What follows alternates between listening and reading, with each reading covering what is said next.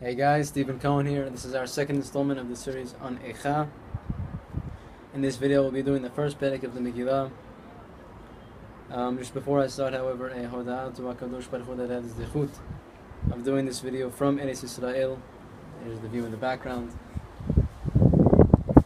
It's really an amazing thing where you're learning about the destruction of the city, and here you are standing in it. Really puts your life into perspective. And your place in terms of Jewish history as well into perspective. It's quite humbling. With that, we'll start. I strongly urge everyone to open up the Megillah and see the text inside. Now, it's important to note that in Perek Aleph, from Pesukim Aleph to Yud Aleph, it's a third party talking about the loneliness of Yerushalayim, of the city. And from Yud Aleph on until Pasuk Chav Bet, actually until the last Pasuk in the Megillah, it's Yerushalayim herself talking. With that, we'll start. Pasuk Aleph: Eicha yesheva badad ha'ir rabati am hayita ke'almana rabati bagoyim sarati b'medinot hayita lamas. Eicha, in its most simplest form, is just a poetic version of the word Eich. So how is it so? That she is sitting alone, Ha'ir Rabati, on the city that was once filled and abundant with its nation. Hayitaka Almana, the Eicha also goes on the Hayitaka Almana. So how is it so that she has become an Almana?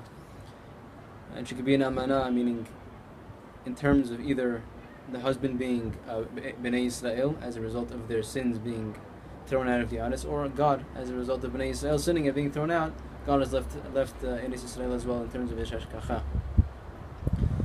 Rabati Bagoyim, the city that was once great among the Goyim, among the nations. Sarati B'medinot it was once leading and among the states. Sarati in the Sar, like an officer.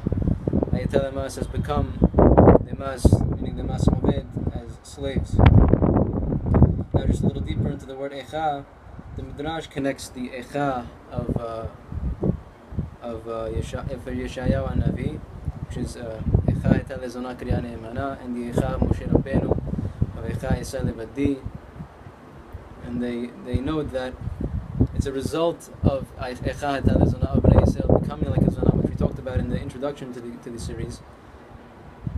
That Eicha takes place, that the destruction of the city takes place. So again, we have an accentuation on Eicha and the destruction of the city of Yerushalayim being a result of the sins of Bnei Yisrael. Right, it's not happenstance, as we said in the introduction. With that, we'll go into Pasuk Bet. B'chot tibkei b'layla b'dim'atah ha'ala lehayah en laha menachem b'kol ohaveh kol re'eha b'chidubah hayudah le'oyeveh. So in Yerushalayim, she sits and cries at night. B'dim'atah ha'ala lehayah, and her tears are on her cheeks. En laha menachem b'kol ohaveh, she has no one to comfort her from her lovers. Right, so Ohaveh could either be referring to Bnei Yisrael, who once loved her, but as a result of their sins were thrown out, or it could also be those who were allies with Bnei Yisrael and loved her at the time when she was great, but now have left her. All those, again, the Ba'adeh Benitot, meaning the allies of Bnei Yisrael, they cheated on her. Not only that, they became her enemies. Not only have they not responded to her destruction and been there to comfort her, they have also become her enemies. Pasuk Gimel Galetai Yehuda me'oni u'merov avodah hi yesheva b'goyim lo maseh manoah. So here we are talking about Yehuda as a nation. Yehuda has been sent into exile as a result, Ramez, as a result of, that's its function here. Me'oni u'merov avodah, as a result of oni, u'merov avodah, and an abundance of work. He, meaning Yehuda, yesheva b'goyim lo maseh manoach, she sits among the goyim in Galut and finds no comfort. Kol rodaveh sigua ben ha-mesarim, all those who are chasing her, they call her between the straits. Ben ha-mesarim, between the straits, literally. It could be both a physical between the straits, meaning that they chased her to a place where she can no longer move, right? She's stuck. Or ben ha-mesarim, that she, meaning there's nowhere else for her to go in terms of turning to Borei Olam. She has nowhere to go. She's completely alone. Pasuk Dal Darchei Sion Avelot Bebidi Bae Moed Kol She'arei Shomim Konei Ne'enachim V'Tuvodei Nuvot V'Hi Mardah. So now, as a result of Bnei Yisrael being exiled from Eretz Yisrael, the roads to Sion, to Yerushalayim, are Avelot, are desolate, they're empty. There's no one there to come for the Moed, for the 3 times a year where the Bnei Yisrael would come to bring the Korban Re'iyah on the Mo'adot, on the Mo'adim. All the gates of the city are completely desolate, are destroyed. And as a result of there not being any more korbanot, of the city being destroyed, the Kohanim are in complete distress, right? They're ne'enach, meaning they're sighing as a result of their distress. Right, the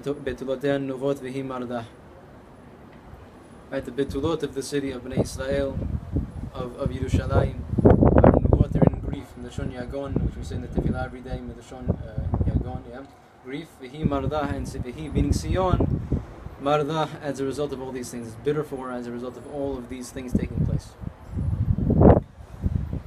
Pasuk He, Hayu Sarei Lerosh Oyeveh Shalu, Ki Adonai Hochah Al Ro Peshaeha, Oladeh Halechu Shevid Lifnei Sar.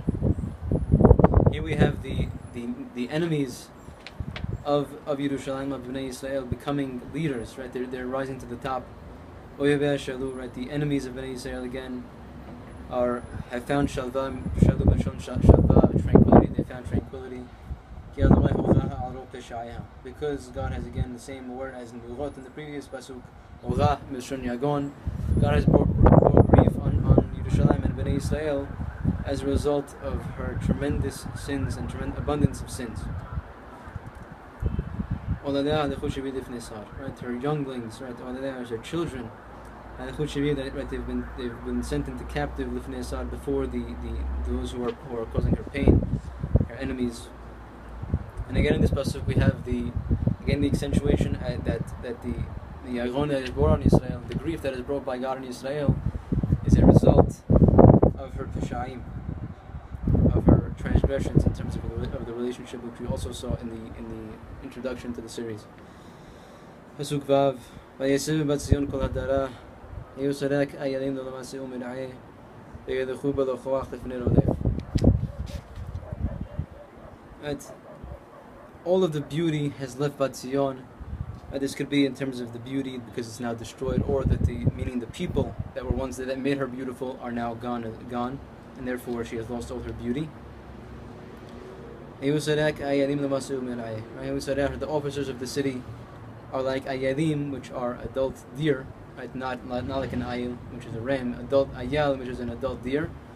They find no place to graze, to pasture. And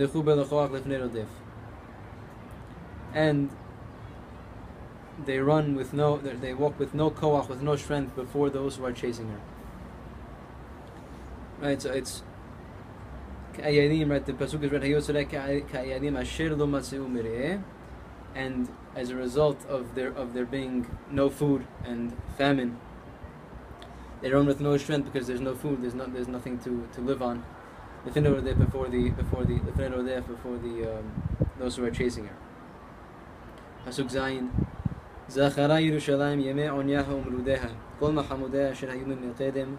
Infol amaha beyatzar ve'en ozer lah. Ra'u hasarim sachakol mishbatteha. Now we have Yerushalayim recalling in the days, right?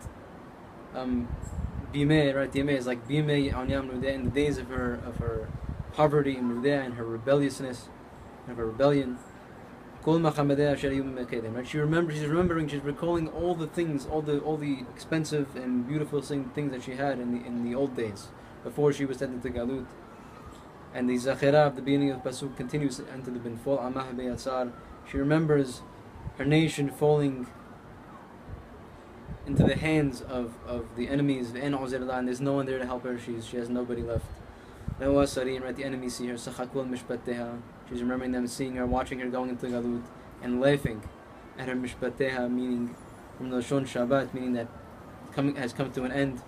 That the beauty and her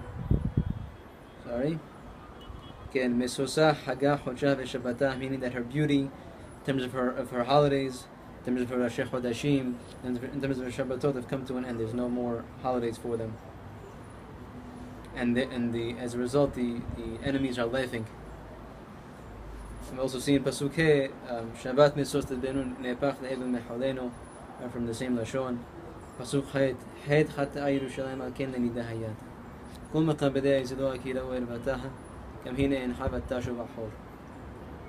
Are again accentuating the Chataim of that Yerushalayim has done. Het Chata'a Yerushalayim, right? The Yerushalayim has sinned. Al Ken Lenida Hayata. Therefore, the Nida, as she explains here, Melishon Navanad, meaning that nomadic, meaning that they've been sent to Galut as a result of their sins. Right, all the ones, the ones who honored her previously, they used to honor her, have cheapened her, treat her like she's garbage, because they have seen her irva. And as a result of her mechabedeha, or those who have honored her, now cheapening her, she sighs, and she stops turning to those who once honored her for help, for a savior. Pasuk Tet. Tum'atah beshuleha lo zachera haritah, v'ateret pedayim en menachem lah, re'eh Adonai tuniki yigdil oyeb. And here in the beginning of the Pasuk, we have an outgrowth of Pasuk Chet. Not only have her mechabedeha, right, the mechabedim, right, those who honor her have seen her idva, but now tum'atah beshuleha, all of her sins, all of her idva, she's open to everyone, for everyone to see. Lo zachera haritah, and in the days when she was acting in terms of sin, when she was still established in Israel, in Yerushalayim, her end, meaning the result of her sins, did not occur to her, did not come to her mind. She didn't have it. She wasn't concerned with the fact that her sins and her peshaim would lead to her destruction. And she has fallen. Pedaim milashon pele, right?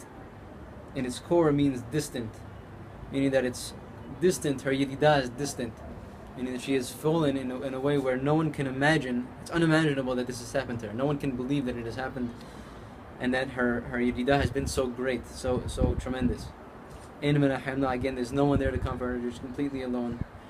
And here we have the Mekonin, right? The third party that's talking about Yerushalayim, speaking out. It's calling out to God, look God, see my poverty, see the situation that I'm in, because the enemy has gotten so great.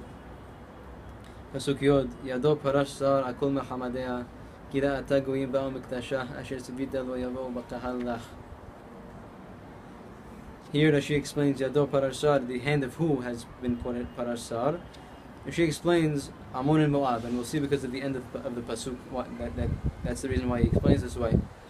Al Kol Mahamadeh, they have extended their hand on all the precious objects of Yerushalayim. Kira Ataguim Ba'o Miktashah Asher Sivita Lo Yabo B'Kahal Lach. So this is read as Kira Ataguim Ba'o Miktashah. Right, the goyim, the key serves here as for. Right, for the goyim, for the other nations, right, the Gentiles. Ba'al Mikdashah have come into her Mikdash, and the end of the pasuk is defining the goyim, which goyim we're talking about, and that's why Rashi explains the way he does, as Ammon and Moab. Right, so Asher Sivita Lo Yabo B'Kahal, the goyim which you have commanded not to come into our kahal, they're the ones who have come into the Mikdash and have extended their hand onto your precious objects. Right, Ammon and Moab, or who we say Lo Yabo Ammoni Moabim B'Kahal Hashem. Those are the nations that are forbidden to come into Bnei Israel. And those are now the goyim that have come to the Mikdash and extended their hands onto the precious objects of Yerushalayim.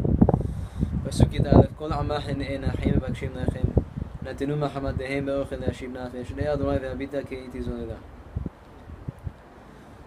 Right, all of her nation, meaning the nation of Yerushalayim, are in distress. Right, they're again sighing, like we saw Kohanan and Achim. They're requesting food. There's no food in the city. They have given their precious objects in place of ochel, right? They're giving their objects to get food, to settle their souls, to settle their bodies, so that they can survive. And here we have now Yerushalayim. The transfer into Yerushalayim speaking happens right here in the second part of Pasuk Yud Aleph.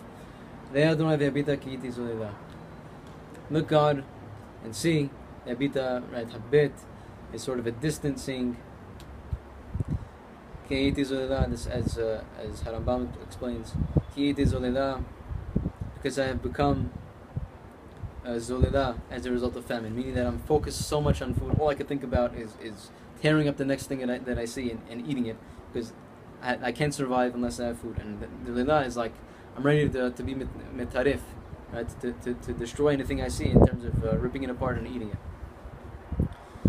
Pasuk Yudbet, again Yerushalayim speaking here. Lo alechem kol overe derech habitu rum yesh machob kemachovi asher olali asher ochal Adonai b'yom haron apo. And Yerushalayim is saying, not unto you kol overe derech, all the people that are passing by my city and seeing what's happening to me, not unto you. It shouldn't happen to you. Habitu ru, again look and see.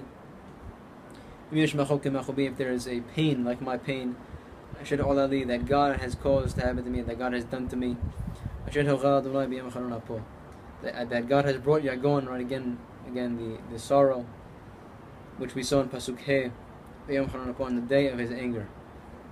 Pasuk Gimel, Mimarom shalach esh be'asmotai ve'yidena, paras v'esha derelai heshivani achor, nitanani shumma kol hayom teva.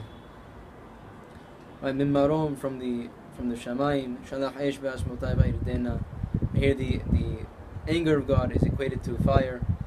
He has sent fire into my bones, right? And they have captured my bones and destroyed my bones. My bones meaning they've burnt my bones.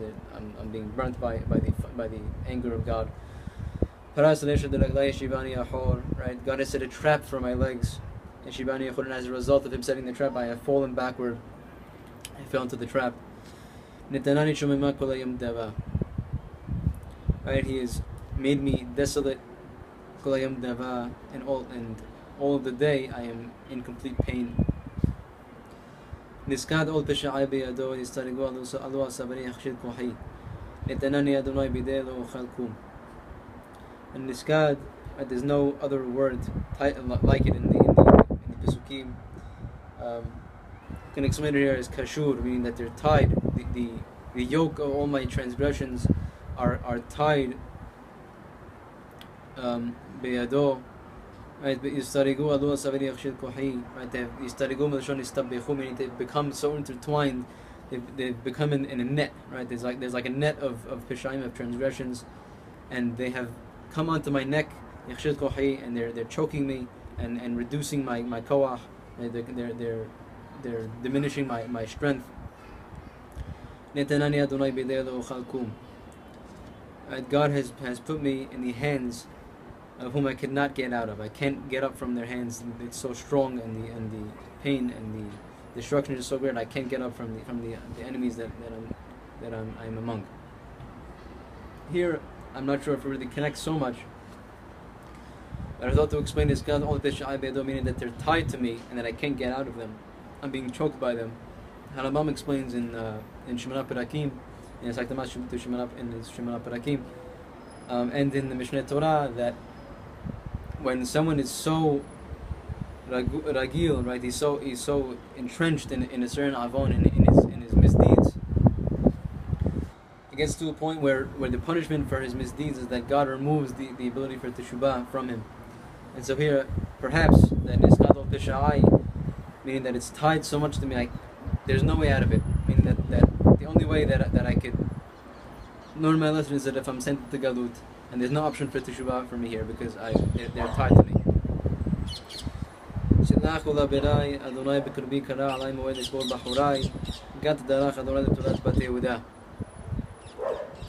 Sidlah is milushon, right? Destroyed, lowered. God has lowered and destroyed my abirai, my giborim, right? Giborim, people that are giborim.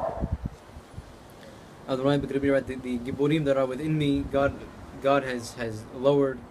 He has established an appointment in time, a mu'aid, which is an appointment in time every year, which is our Tisha B'Av, Nishbor Bahurai, to break down the choicest of the Bahurai, literally the choicest, which is also why we use it for the youth, because they are the choicest among the nation.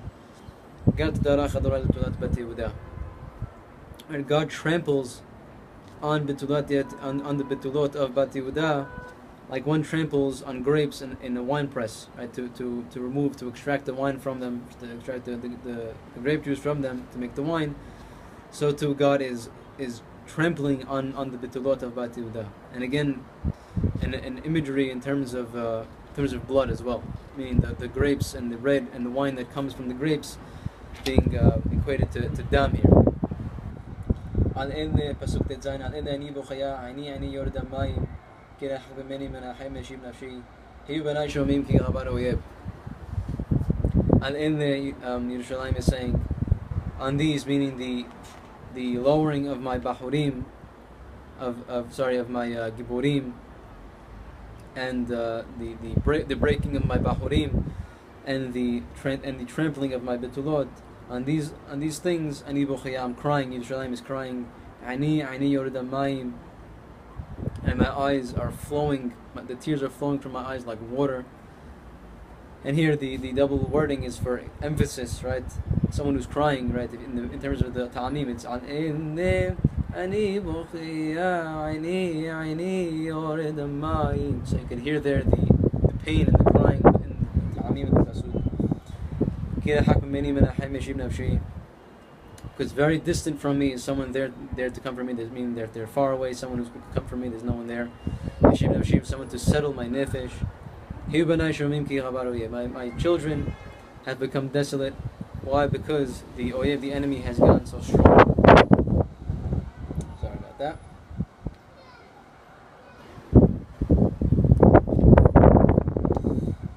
Okay, pasuk Yudzayin. Peresas Zion biyadeh in menachem lah. Siva Adonai liYaakov sevivav sarav hayta Yerushalayim lenidda benehem. Right. So the Yerushalayim here is being Pores Yadayim, right? Could either be in terms of Tefillah, Porei Olam, or it could be in terms of the people around her. Right? She's extending her hands out in terms of showing her brokenness and her desolation. In menachemla, right? There's no one around to comfort her, right? And that could be either a response to God, meaning that she's extending her hands in Tefillah to Borei Olam, and then God is not there to comfort her, or that she's extending her hands in terms of showing her distress to the people around her, and yet no one comes to comfort her.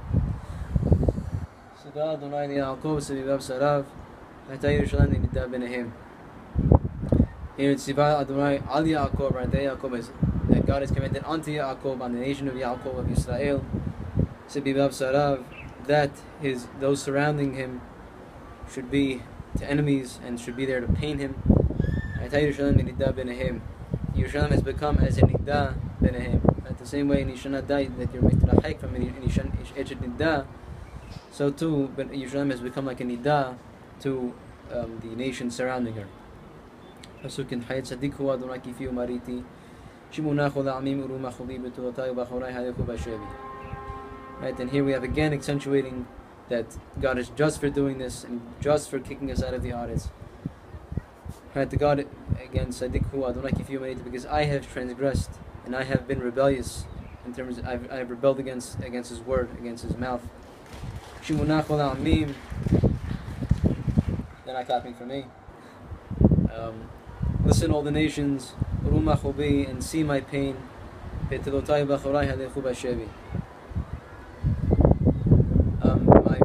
right, the virgins and the young women of my city, and the choices again of my city, have been sent into captivity.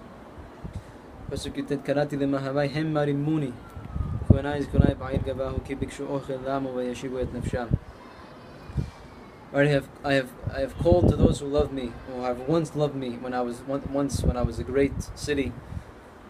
Again, referring to those who, the allies of Bnei Israel, Hem Marimuni, and when they had promised, like Paro Melech Mitzrayim, who was an ally to Bnei Israel, and who promised to be at Israel's side in terms of capturing enemies and helping them against enemies. Hem Marimuni, they have tricked me, and they haven't come to help me. Right, my Kohanim and my Zekenim, right, my Chachamim, and the older people of my city, they perished within the city. Right, key serves here as a kasher when they requested food for themselves, they yashivu, in order to settle their nefesh, right? And because of not finding food, they're dying in the street from the famine. And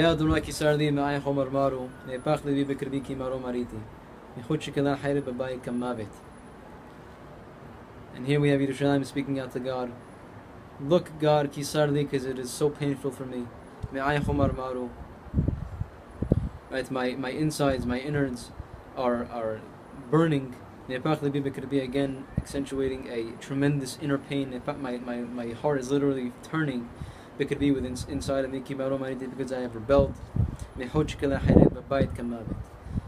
here, mechutz, meaning outside my walls,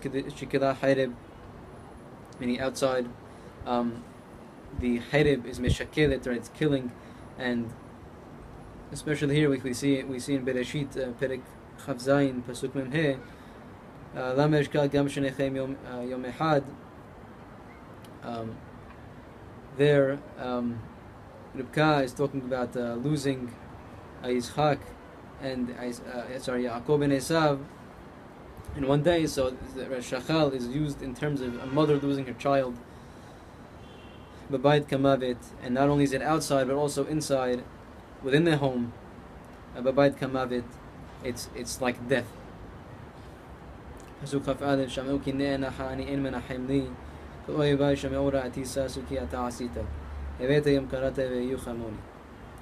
Right? They have heard, I mean the nation surrounding and my enemies have heard, because I am in distress and I am sighing, that there is no one there to comfort me. And as well that they, even though they have heard me, they haven't come to comfort me as well. All of my enemies have seen all the bad that has happened to me, and they have rejoiced as a result. Because you have done this ra'ah to me, because you, God, have done this ra'ah to me, and they are celebrating as in response.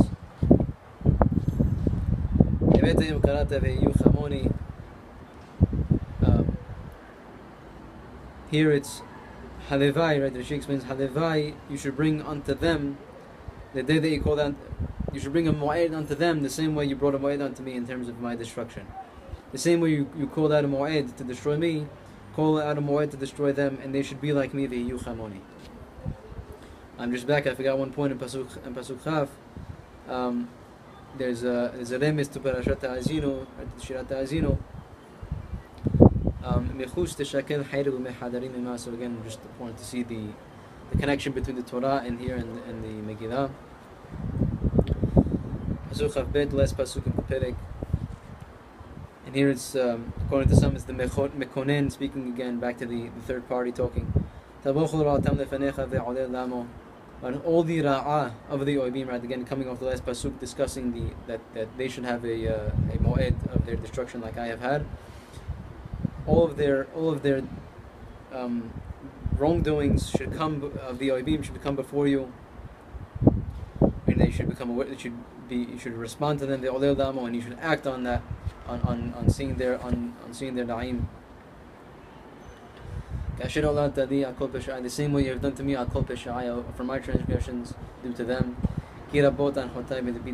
Because my sorrows are abundant and great. And my heart is in extreme pain because of the situation that I'm in. So, thanks for watching.